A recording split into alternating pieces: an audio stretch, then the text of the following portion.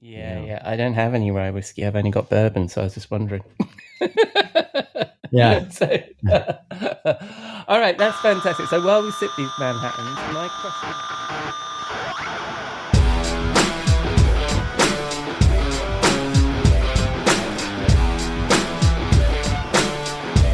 Hello and welcome to the Rose and Rockstar from the Rockstar CMO effing marketing podcast and the Marketing Podcast Network. I'm your host, Ian Truscott. I'm not a rockstar or even currently a CMO, but I am a managing partner at Velocity B. It's Saturday the 13th September, and in a moment I'll join my chum, Chief Troublemaker at Southern Bear, in our virtual bar, the Rose and Rockstar, where, over one of his fabulous cocktails, I will pick his brains on a marketing topic that is top of mind for me. This week, Robert was talking about Reddit on his show, This Old Marketing, and I wondered if, as B2B marketers, we need to pay more attention to that channel.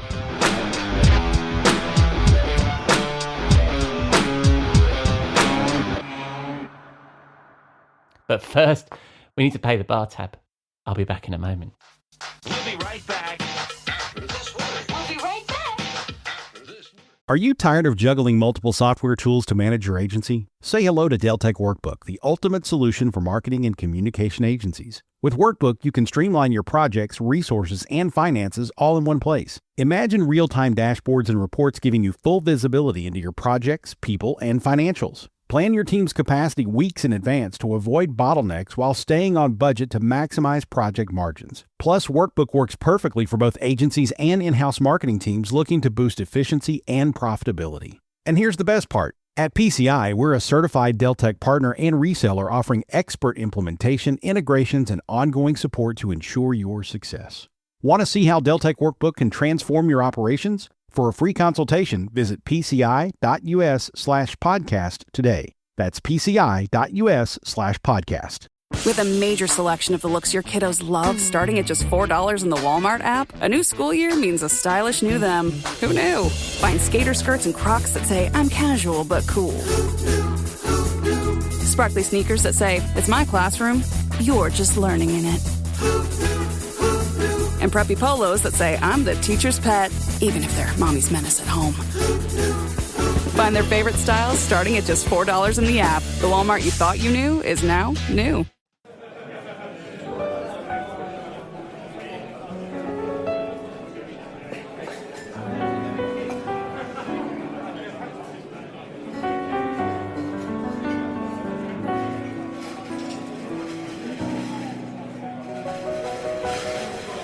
Hello, my friend. Welcome to the bar. Thank you, my friend. How are you? I'm doing well. I am doing well. It's we are on the cusp, as it were, the precipice. I don't know what the right word is, but those seem like two good ones of Content Marketing World, which begin next week. So I am slightly crazed as we run into the weekend. There is, of course, football to watch, and just some, as Prince Humperdinck says in Princess Bride, I'm swamped. But it's all good, I have to say. Nice. And it's moved from Cleveland now, so it's closer to you, isn't it? It's your coast now, isn't it? Content Marketing World. It is. It's in San Diego, or as Ron Burgundy would say, in Whale's vagina. And so it's, which I never get tired of that joke. It's so good. It's there, and it is actually very close to me. It's only about a 3-hour drive, so I drive down for it, and so it's and it's nice because when I drive, it means that I don't have to pack as carefully because I can I can bring a big suitcase, so I can bring lots of outfits. But even more importantly, I can bring stuff back. Like, people bring me a bottle of wine or a bottle of scotch. I'm not hinting at anything, by the way, if anybody's coming to Content Marketing and they want to bring me a bottle of something, but I can bring, like when it was in other towns, I can't, I literally don't check my bag. So it's like, I can't bring any of that stuff back really. But this I can, right? So I bring back all the things, right? Bottles of wine and liquor and all sorts of things. Yeah, and you've got to be so careful when you hold an event and you're giving away speaker gifts, because a bottle of wine is an ideal thing. And then if people aren't checking their luggage, then then the hotel cleaners are getting great gifts. Yeah, exactly. I leave it. I leave it for I leave it for the cleaning staff. So with a little note saying, "Here's my little tip." But by the way, here, enjoy a bottle of wine on me, right? Yeah. Nice. All right, so so it's your turn because we haven't started the cocktail yet. So I was going to. Well, we do have by the way, you're cocktail. staying in California. So how's the weather in California? You're coming into fall, or is it still just blisteringly hot? It's such a typical September / October here, which it sounds so weird, but September and October are typically the hottest months here. They're wow. It's weird. Something global warming and climate change, but September is often the worst month here for dryness, heat, and just general nastiness. Not that it's terribly nasty now. We've actually had some nice weather here, but it's supposed to get hot again, and wow. I just can't. I can't wait for October to get here as quickly as possible, because October is when it starts to cool down significantly, and we start getting the good Southern California weather. It's like the spring, isn't it? You enjoy the spring too, don't you? In the same way. Basically, November through March is the time to be in SoCal, and especially February and March. February and March are the best times because that's when it's rainy. And I know that sounds weird, but it's rainy in the sense that it sometimes rains. And basically you've got that, plus you've got the cool weather, and it's just it's real, and clean air and all that kind of stuff. So it's lovely.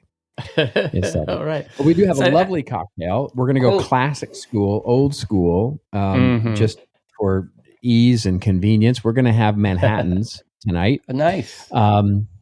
Which of course everybody knows how to make a Manhattan, or most people know how to make a Manhattan, but I like it with a rye whiskey, whatever your favorite rye is, and then a little sweet vermouth, of course, and then a dash of bitters, as it always has, and and then occasionally you like a little orange slice or something like that in there. It's always good as well. So that is a classic Manhattan. We're going to have that with one big rock in the middle, which has how I prefer it, and poured into a nice glass. And so there you have your Manhattan. Nice. We've had this discussion before. Is if you swap the rye whiskey for bourbon, is it called something different? I don't think so. No, it's still a Manhattan, is it? No, I believe your choice of rye or bourbon is pretty much entirely, a little bit like a martini with vodka and gin, right? I mean, you're still getting the sweet vermouth and the bitters in both.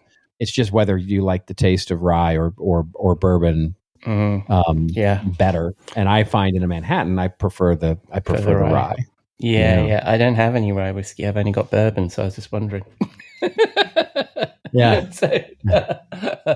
All right, that's fantastic. So while we sip these Manhattans, my question for you this week is, as occasionally is on this show, and it's the another opportunity to drop the name of your podcast that you do with Joe Pulizzi, This Old Marketing, because I was listening to that today, and you were talking about Reddit, and you'd picked up on an article that was talking about the power of Reddit right now. And I thought to myself, I've played with Reddit, and I've sort of pop in and pop out again, but I've never really engaged with it in the same way, either as a person or as a marketer, as I have done with LinkedIn and other social platforms. And I've certainly never advertised on Reddit.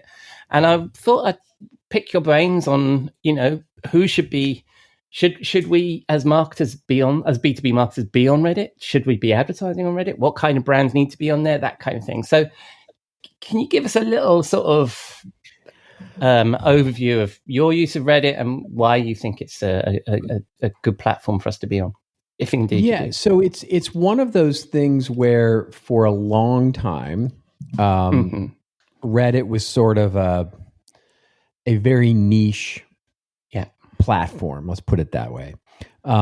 It has a very particular culture, not unlike in the early days, the kind of culture that built up around Craigslist, right? Which is very minimal interface, very, frankly ugly interface, very text heavy, very threaded discussion based idea. And so you ostensibly had a very geeky place where, people hung out. And over the years, it has become huge. It has become like a huge content platform. And then they went public and it went even bigger.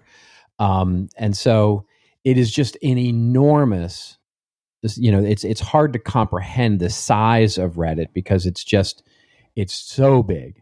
And hundreds of millions, if not billions of views every month. And it's like one of the top 3 or 4 content properties on the internet. And so it's big. But even as big as it is, it's very niche still because it is made up of ostensibly what they call subreddits or categories of content. Everything from how-to news to video to, even very, much, X-rated stuff. So it's got, and there's kind of a joke, which is basically that there is a subreddit for basically anything you can think of. It is there. So as an opportunity for marketers, it's been around for a while. It's been, it has been a thing. And the idea there is very much like any other social media network. The goal was, you become a member of that community, you post good stuff, your clout, quote unquote, raises in that community to the point where you become a regular contributor.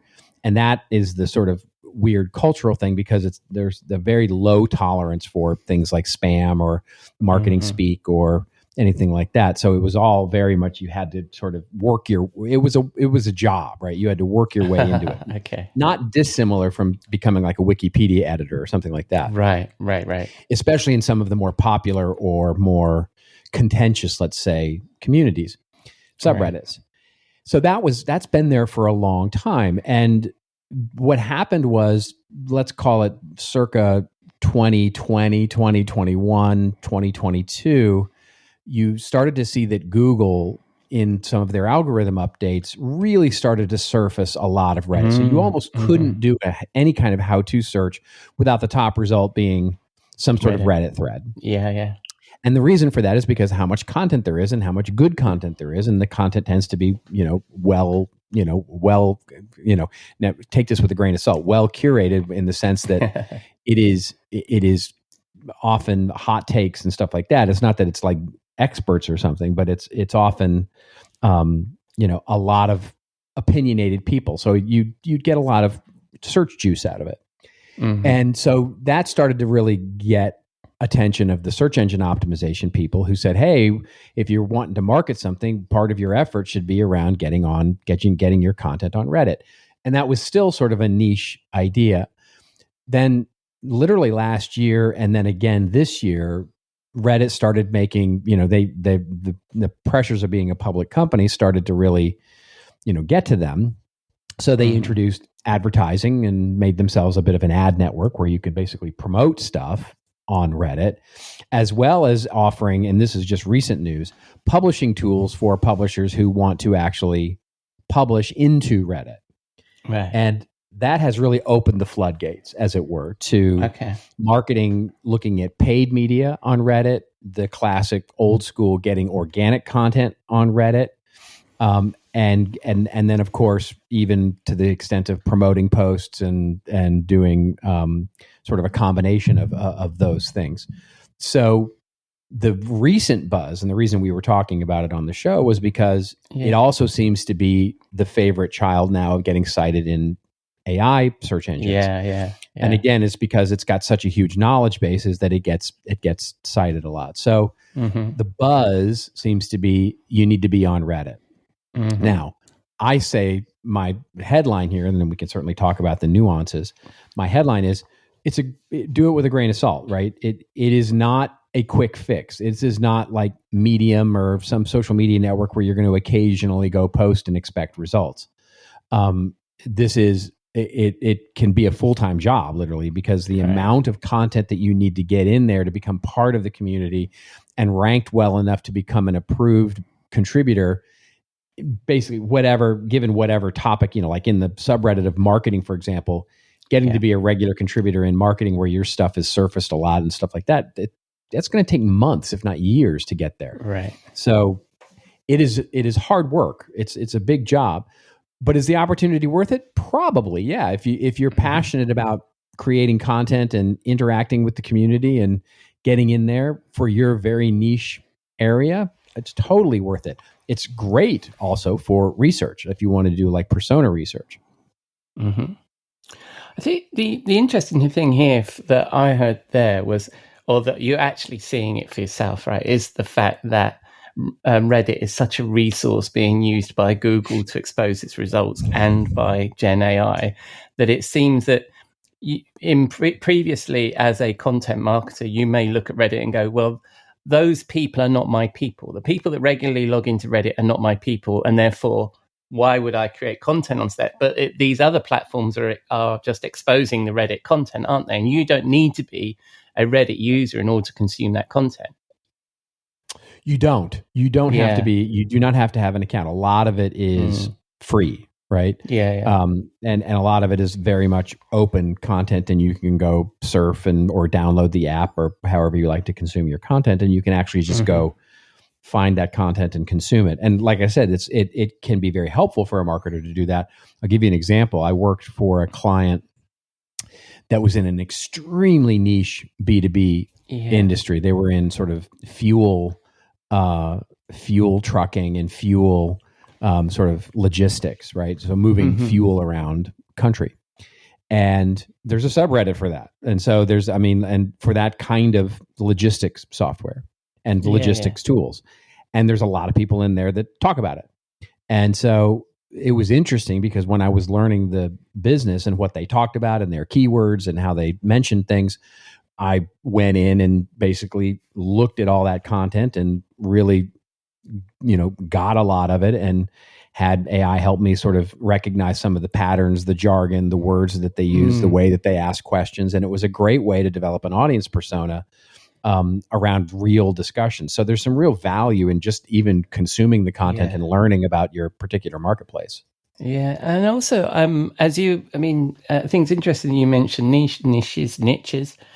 Just then that's what I was thinking when you was talking before, when you said, oh, well, if you're going to write about marketing, then it's going to take you years to get the credibility to bubble to the top and then presumably then when Google comes along and scrapes the content, you need to be one of the ones that bubble to the top to be exposed outside of that community. But it sounds to me like if you are in a really niche B2B industry, this would be a great place to be present, right? To get your subject matter experts to contribute and to get involved, because I would imagine that in those smaller groups, if you know your shit, you're gonna bubble to the top, if that's the right term. I think that's right. I think that's where you have to look at your level of effort or your willingness to put in that level of effort or your team's willingness to put in that level of effort. And because you have to do it in a way that, I wrote about this and I think we talked about it on the show, that in today's world, as you start looking to extend your content footprint, right? And so much of that is based on rented land, right? Whether you're putting your content on LinkedIn or you're putting it on X or you're putting it on Threads or Facebook or Instagram or, your partner's website or a industry website, wherever you're putting it that's not on your land, quote unquote, Reddit being one of those things. The idea is that what you're doing is you're becoming part of that community discussion. So you're not going in and lecturing the community on, from your sort of quote unquote source of expertise. What you're doing is you're coming in and participating in the conversation so that the community welcomes you in. And so as a member of it, so you're co-creating with that. So you're learning as much as teaching. And if you go in with that level of attitude, in other words, your account doesn't say, hi, I'm from Acme, Inc., right? And I'm here to talk about Acme widgets, right? It's like, no, you go in as yourself. You go in as sort of and you're participating and co-creating. I think it could probably be very, very much a positive experience for the brand and for you and for building, all the things that marketing wants to build. It's not a shortcut. And that's unfortunately in some ways what it gets pitched as, right? It gets pitched as sort of a hack, right? It gets pitched as sort of but it's no more a hack than posting on LinkedIn is, and posting on X, and posting on any other social media network. You have to do the right work. It sounds like something we'd have talked about 20 years ago with being involved in forums about your. I remember, maybe it wasn't 20 years ago, maybe it was less, but I remember talking about how you need to be present in the forums that are talking about your product and your category, and that you need to go in there yourself, and your first approach is to be useful, right? And do you think here it'll be difficult to build this into a content marketing strategy because you can't really repurpose your content? So like you say, you need to be on, present and reacting and being useful. You can't be that it'll form part of your narrative, or what do you think? I think a few things in there. So I think it fits part and parcel with the challenges of social media marketing these days and content, right? Yeah. Which is, in the old days, it used to be sufficient to basically take whatever snippet or abstract or link to your article or whatever it was you were posting out on social media, and basically cut and paste it, for lack of a better word, and cut and paste it and post it on Facebook, and cut and paste it and post it on LinkedIn, and cut and paste it and focus it on Twitter, maybe with slightly editing it down for the 120 characters, whatever it was. But it was ostensibly the same thing, same hero image, same headline, same snippet, etc. And you can't do that anymore. You have to design the content, write it, create it, and design it for whatever platform you're putting on. So it actually takes, to be successful, it takes more time and momentum. And so adding Reddit to that list is no different, right? You're going to have to do it in a different way. If you go in there and start posting, we just wrote a new blog post on this, and here it's like you're not going to have a good time. You are in for a bad time if you do that. Right. So this is more conversational than promotional then as well, isn't it? So like we were saying about being useful and you're joining. Is it? I mean, I've been on it, so I am familiar. But it is like joining community more than what LinkedIn has become, which is basically people self-promoting themselves. I don't know. I don't know the answer to that. I think that's a valid question that I don't believe has a tidy answer. Because in many ways, it's really not a community. You're not going to build. There's not a lot of interaction. Let's put it that way. The comments on Reddit, about a particular article, because that's what it tends to be. What Reddit tends to be is an article of some kind is posted, and then people comment on it. Right. And that article might be a YouTube video. It might be a TikTok video. It might be a newspaper article. It could be a journal article. It could be a paper that's, it could be anything. Right. But it's the way that Reddit works is typically there's going to be some sort of thing that is posted, and then everybody comments on it. That's unlike, I would say some of the, like LinkedIn these days, where it tends to be more of a discussion. Right. Yeah. So, you're not going to gain followers. To me, it from a formatting perspective, it tends to be more like a YouTube sort of thing.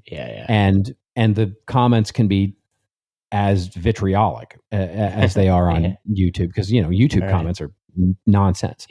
So that's what you have to kind of have your expectations in mind for. That if you're going to go and start posting stuff, like for example, if you're a brand and you want to go start posting articles into whatever subreddit, you're going to be posting blog posts or third-party content or your partner's content, or not your stuff, but you're going to be posting discussions of things, white papers, knowledge, etc.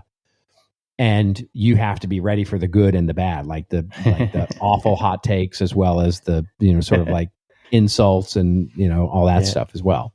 Are you just a commenter on there, or have you used it to promote yourself or your clients' work?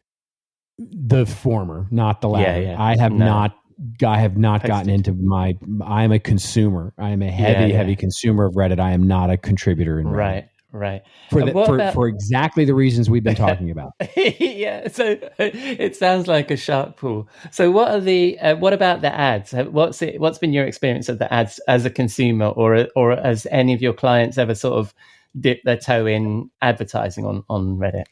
I have had minimal experience with clients advertising on Reddit, although from what I hear anecdotally, it's actually pretty effective, or can be pretty effective. Much of it obviously depends on your topic and what it is you're advertising and to whom you're advertising it. So take that with a grain of salt. And so but I can imagine you could be highly tough. I don't care. I don't. Right. I'm one of those people, because I'm a marketer. I don't use ad block, and I don't use me neither. But the culture of Reddit is that, right? So the sort of overarching culture of Reddit is like, neckbeard geeks, right? You know what I mean? And so you're going to have heavy ad blocking, lots of heavy technical people, lots of heavy, those kinds of folks, right? Yeah, that have lots of opinions about advertising. Yeah, but regular people, so not to say that people with beards are irregular, but regular people like yourself are clearly consuming the content. They may not be the core community, but you're going to get exposed to those ads, and it's going to be a very good way of targeting you as your or your client who's in a very specific niche to get in front of them, I guess, right? So it sounds that's right. It sounds worthy of an experiment anyway, doesn't it? 100%. Yeah, it's worth going and getting. I would say, as with most social media networks, it's go slow and learn and watch and observe and see where your opportunities are, and then experiment a little. Nice. Well, I imagine that the listeners who are all rolling their eyes going, Ian, why didn't you know all about Reddit? are probably thinking, well, that was useless. But hopefully there's a bit here about, that we should start taking a look at Reddit as B2B marketers and not the people with the neckbeard. So thank you very much for that. Of course. And aside from reading your wonderful responses on Reddit, where can people read some good stuff of yours? You can, there's a lot of places, really. I would say probably, speaking of the podcast, thisoldmarketing.com, if people want to go listen to us chuckleheads sort of talk about stuff. And I would encourage you to go on YouTube and find it there if you want to subscribe there, because we're kind of doubling down there. And then I would probably point to my newsletter, which is I'm really having a good time and reinvigorating and talking a lot about this stuff. Which you can get, you'll link it in the show notes, but basically it's Seventh Bear Lens at Substack, basically. Cool. And then people should post about it on Reddit, I think. Yeah, there you go. Yeah. It may be. I don't know. They may. If they do, if they are, I'm not watching it. Yeah. And then when people spin the dial on the interwebs, where they're going to find you, my friend? They'll find me on LinkedIn for sure. That's where not on Reddit. They'll find me on LinkedIn. Yeah. And next week in person, they will find you in San Diego at Content Marketing World. So that's right. If you're in San Diego, say hi. Do say hi. And also, if any of our listeners are there and you see Robert, please mention that you're a listener, and I'm sure that Robert will say hello. Yeah, for sure. Yeah. We've got nothing else to offer. Oh, you can talk about your book. That's true. That's true. All right, mate. Thank you very much. And more importantly for me, you're going to be in the bar next week. Of course I will. I'll see you then, my friend. Cheers.